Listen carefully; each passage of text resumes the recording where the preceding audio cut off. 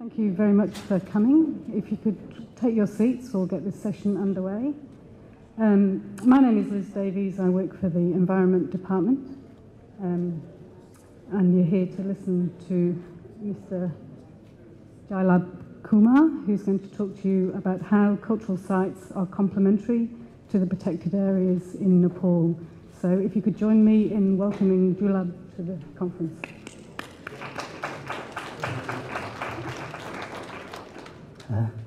Thank you.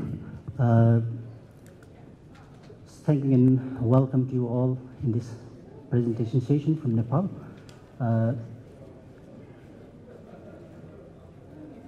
My presentation is about how the cultural sites of the indigenous peoples and local communities are the complementary for the protected areas, particularly from the cases in Nepal. So this is that how the indigenous community conserved areas are the complementary, and what kind of learnings can we draw from the cases and the learnings of the indigenous people's experiences since long history. So this is the basic themes of the presentation. So let me share about the outline.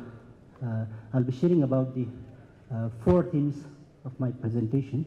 The first one is the indigenous peoples in Nepal. I'll be briefing you how is the situation of indigenous people in Nepal.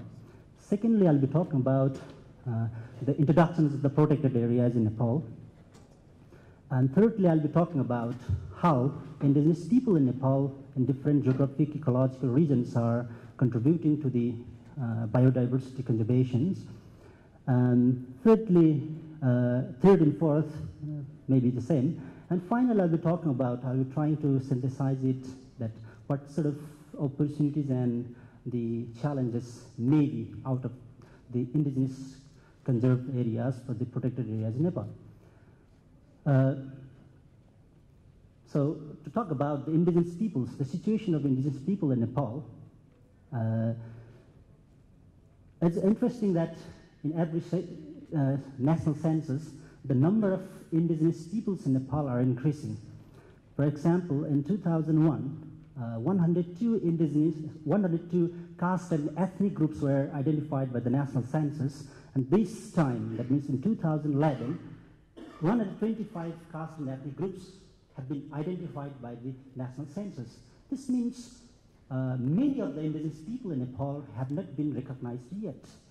So I mean, to have indigenous peoples, number of indigenous people means to have a number of cultural diversities, cultural practices, norms, values, and practices that is associated with the biodiversity conservation. So that is the logics that I am talking about, introducing about the indigenous peoples, the number of indigenous people in Nepal. So of this total, that means out of the 102 identified in 2001, 59 of them have been officially recognized as indigenous nationalities. In Nepal, we call indigenous nationalities officially. And later, after that, in 2009 to 2011, the High Commission was formed, and this High Commission studied across the country for relisting the indigenous nationalities in the country. So this study in 2011 submitted its report with the recognitions of 82 indigenous nationalities as indigenous people in the country. So it has not been endorsed by the state officially, yet this is one of the reference that 82 indigenous people, indigenous nationalities have been identified and recommended for the identifications or recognitions in the country. So this is scenario. Next, the interesting thing is that these of the 83, if we take this reference as the indigenous nationalities of the country, these people, these indigenous peoples have been scattered in different parts of the country. The interesting more than that is that the indigenous people, different indigenous people have their certain territories, certain places over the country. So that means the people, let's take an example, people in mountainous regions, people in the hilly regions, people in the Tarai regions, they do have their own types of cultural practices, norms, values, experiences. So this may be linked with the protected areas in Nepal. And the next if we talk about the protected areas, maybe many of you may know about the situation of the protected areas in Nepal. So altogether, 20 protected areas has been declared by the state until now. So these are the locations. So most of the protected areas are in the mountainous regions, and very less in the hilly regions, and some in the Terai regions. I mean, Nepal geographically is divided into 3 ecological regions. The northern belts are the mountainous regions, and the middle part of the hilly regions, and the lower parts, the southern lowers, are the plainland, or we call Terai. So this is the distribution of the protected areas in Nepal. So these 20 protected areas, officially declared, designated protected areas, cover 3.23% of the total land areas. And this is not included the buffer zones. Buffer zone is out of that. So if we take the buffer zone edge, one of the category of the protected areas, it becomes 5 categories of the protected areas in Nepal. So of these total protected areas declared over the last 40 years in the country, there are a lot of issues and concerns raised out of the indigenous people's rights, basically the livelihood rights, traditional livelihood rights. Similarly, cultural identities, cultural dignities, these kinds of things are in the crisis in the country, Nepal, due to the management conservation systems endorsed by the state as protected areas in different names like national parks, buffer zone, national park, wildlife conservation areas, hunting reserves, and conservation areas. So this is the trend. If you look at the trend, the trend of the increasing size and number of the protected areas is very rapid. So,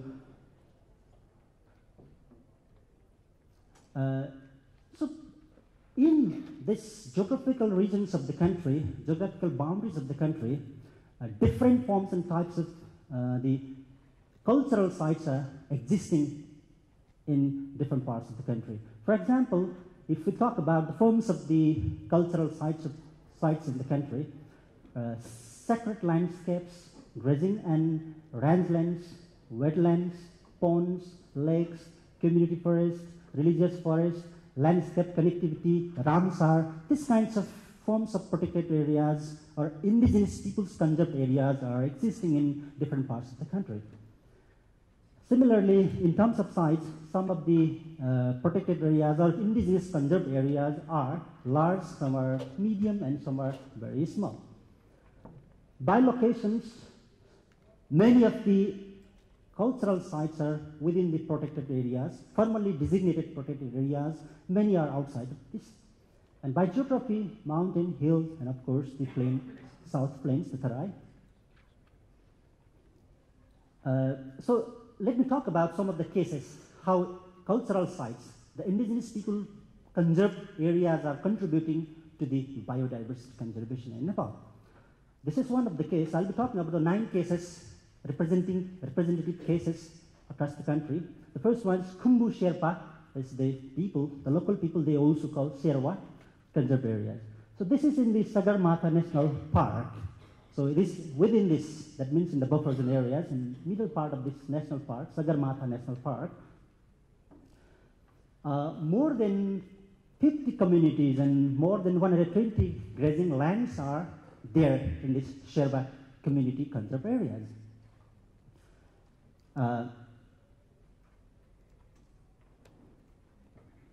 So the way they conserve is the bios. That means they do have their own customary practices of conservation. That means bio, they call themselves the bios, means the sacred territory, the sacred lands, the hidden valley.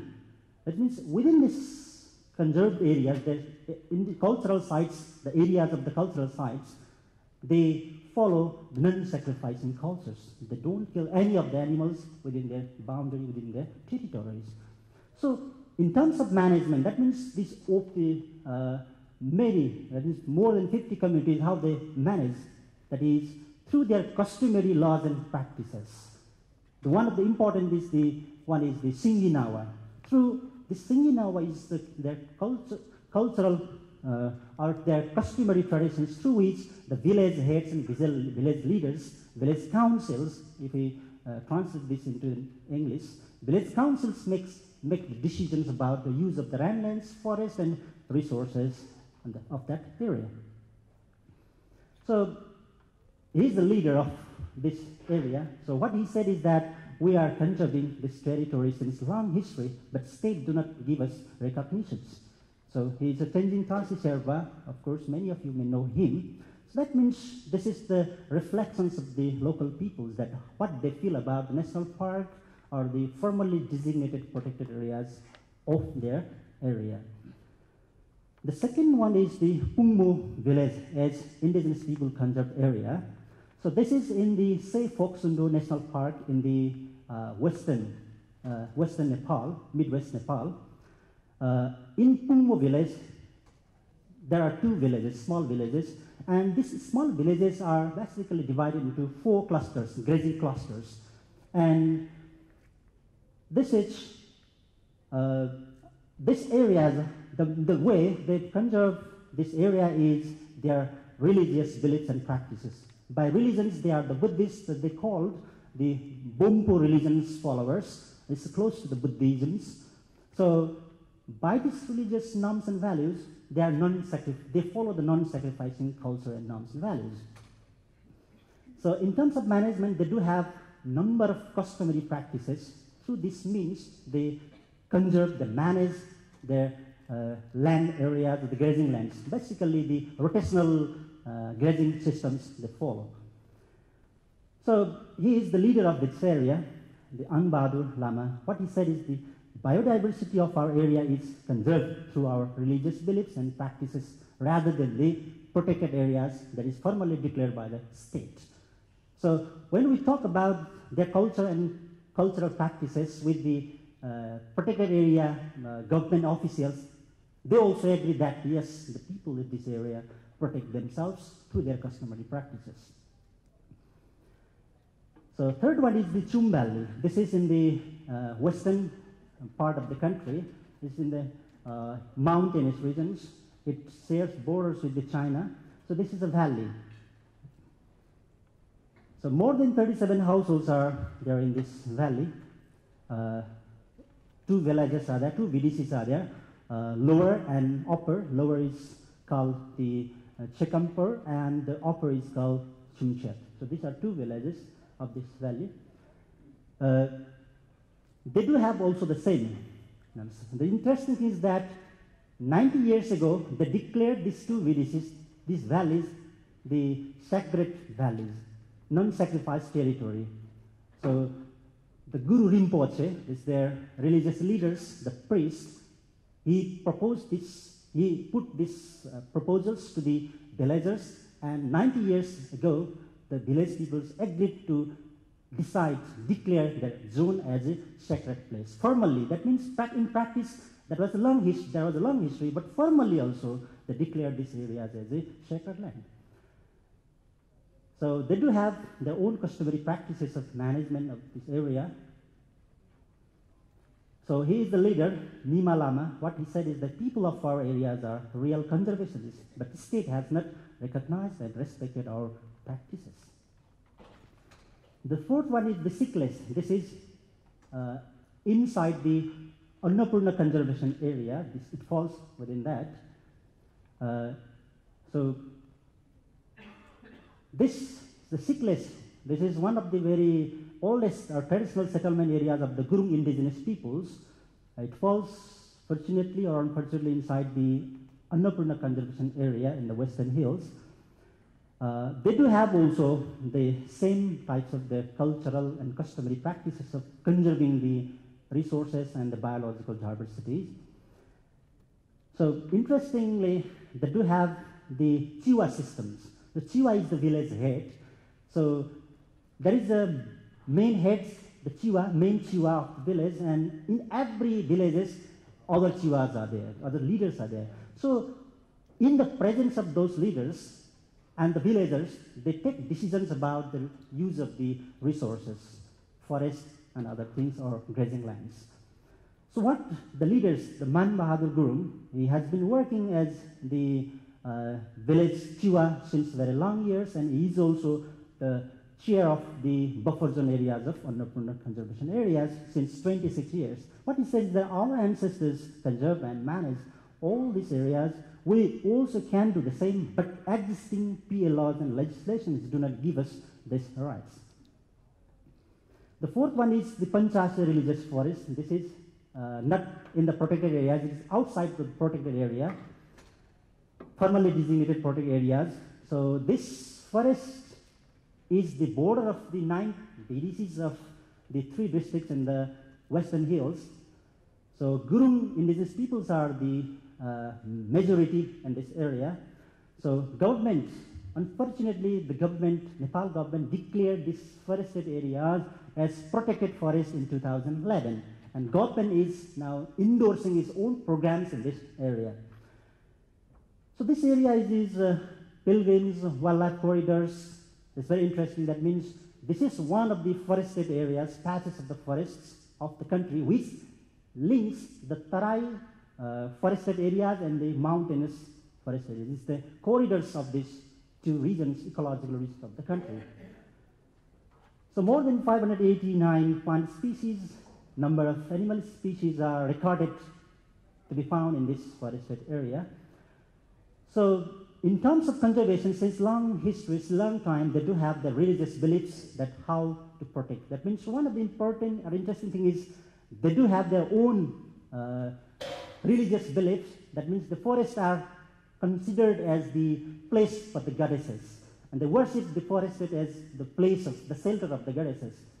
So local communities, indigenous peoples have been working for this conservation of this area since long history, struggling, but unfortunately what happened is that this has been declared as the protected forest. That means formally designated protected forest in 2011. Then the people and the leaders are sad about the declarations of the state. That means he is the leader. Gopal Gurung is the leader. He has been working since 40 years for the conservation of this area. And what he said during my interaction is that we are conserving this forest for our historical rooted religious beliefs. But recently the government has declared it as protected forest, which made us confused and discouraged in our initiatives and practices. So local people are unknown about what is protected forest, what kinds of rights will be government giving us. So they're in confusion. When I went with the community peoples and discussed about the protected forest, every people are not aware. Even the leaders, Gopal Gurung is not aware about what is protected areas, what sort of rights it will delegate to the local communities. That means the state's interventions in these areas is creating some sort of confusions and the initiatives of the local communities. Next is the 6th case, the Dhampush. This is also inside the Annapurna conservation area. It's a buffer zone area. So when I went there in the Dhampush areas, the Gurung and local communities have their own kinds of beliefs, religious beliefs. That means Baraha, Deurali, Gumba, these kinds of named forested patches are preserved or conserved by the local communities in the name of religions. They don't cut down the trees because they believe that when they cut down the trees, when they pollute the waters of the Baraha Kshetras, the areas, the villagers commit with the mispursuits. This is a belief due to which they are conserving, protecting. This is fortunately or unfortunately falls inside the Annapurna conservation areas, and these sort of practices are somehow incorporated in the practices of the buffer zone areas of the Annapurna conservation areas. The next one is Alcala Devi Community Forest, Conserved Forest in the Chittagong district. So Chepang are one of the very disadvantaged and marginalized indigenous communities in Nepal. So this Alcala Devi is one of the case of the Chepang conserved forest, community forest areas in the mid-hills of the country. They conserve this forest through their religious beliefs. They believe that the forest patches of their village is the shelter of their goddesses, village goddesses.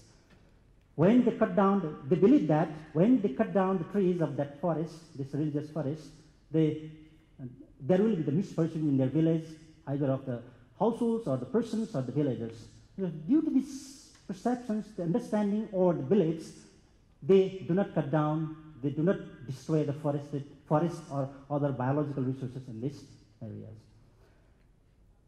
So what is the Panchabahadur Chepang said is that we are conserving this forest for our forest goddesses, so our goddesses protect us from the misfortunes.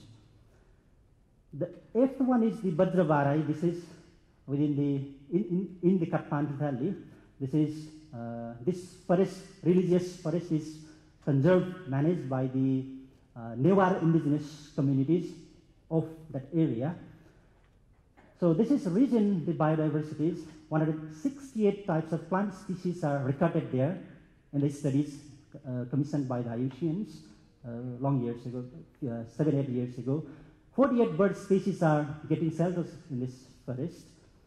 So in terms of location, this is only 20 kilometers south from the mid parts of the Kathmandu Valley. This is within the Kathmandu Valley. So how they conserve, that means how Newar indigenous people conserve this forest is because of their religious beliefs. They do have long history, the myths and mythical beliefs about these religions. The important thing is that they believe that if any one of the villagers bring even in a piece of the forest or products, the leaf, even leaf of the trees inside the forest, he will misfortunes in households. So these kinds of beliefs, because of these kinds of beliefs, the growing urbanizations of this area is in middle parts of the growing urbanized areas, the forested areas of this place is preserved by the local indigenous people. The case I'm going to share is the Tauda. This is also within the Kathmandu Valley. This is a small pond, 10 kilometers west of the Kathmandu Valley.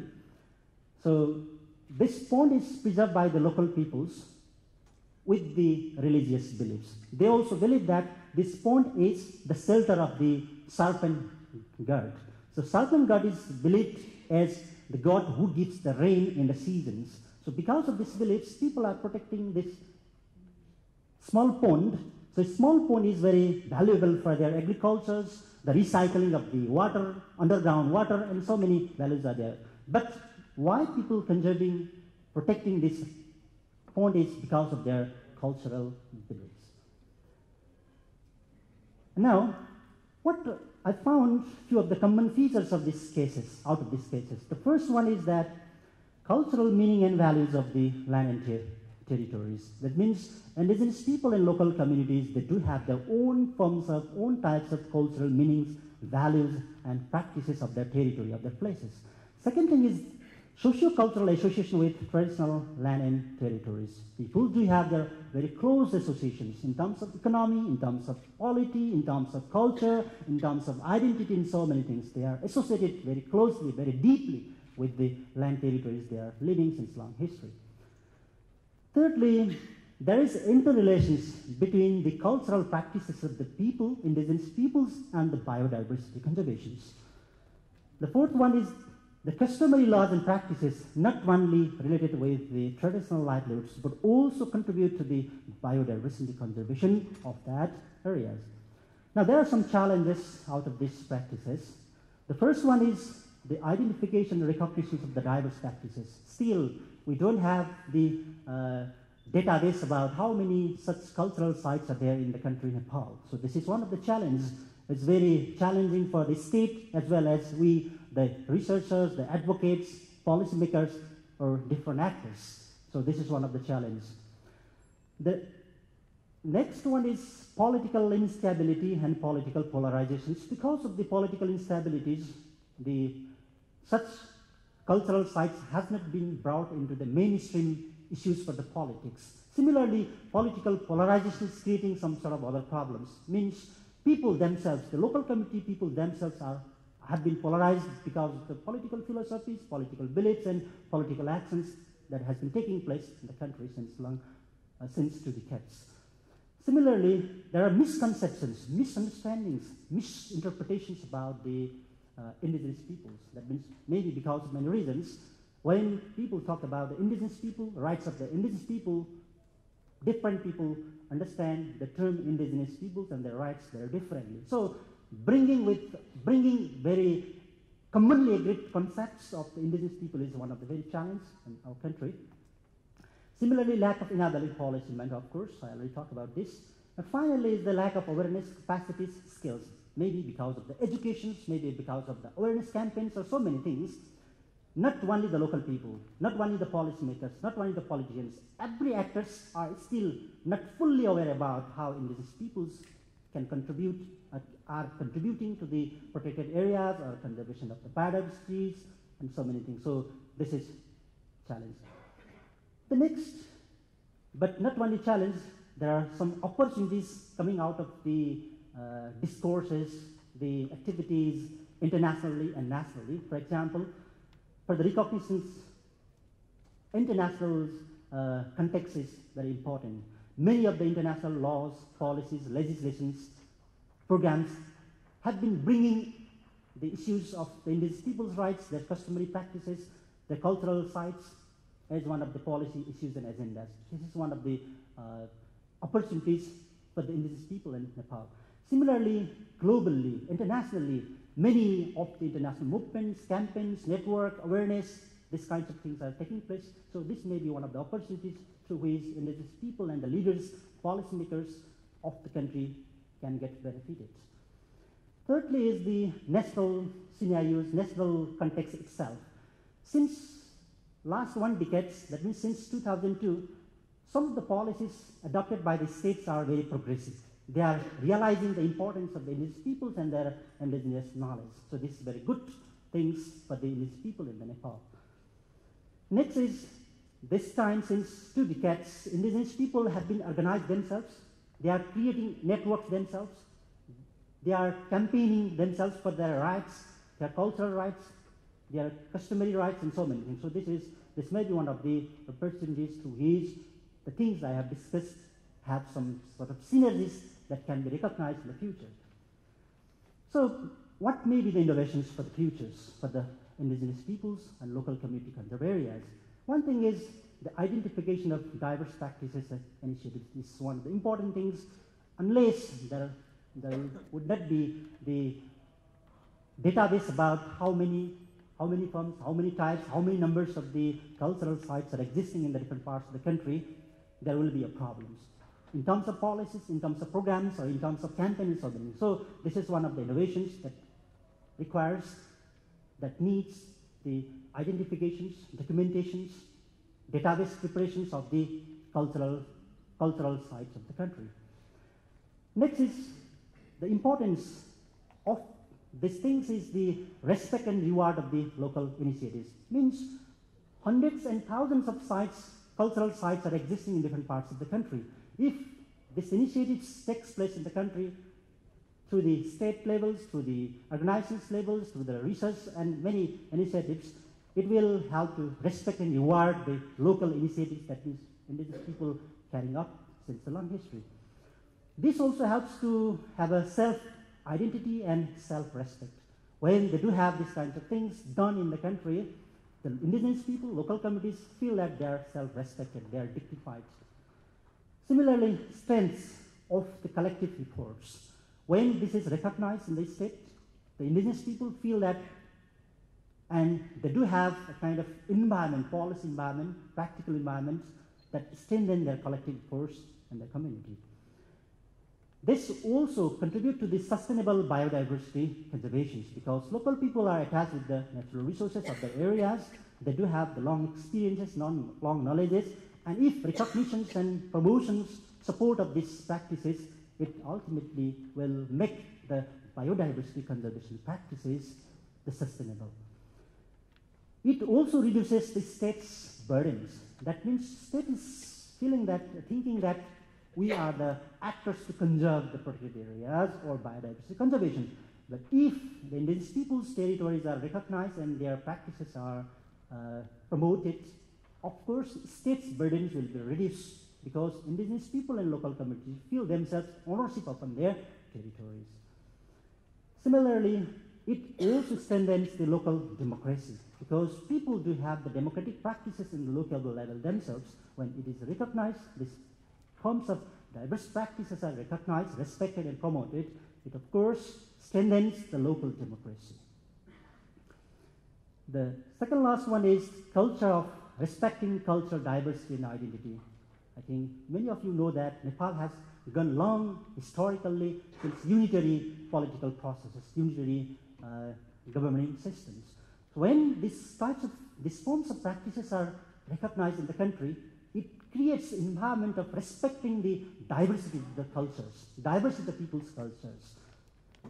And last one is that increases the size and number of the biodiversity conserved areas. But it may be one of the questionable. That means the Nepal has already crossed the international set goals. That means 23.23% of the land territory has been already declared as the protected areas in the Nepal.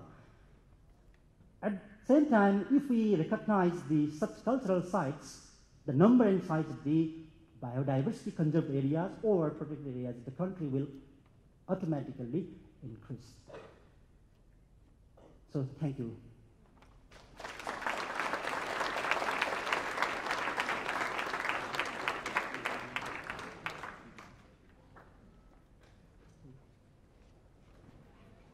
Thank you, Jailab.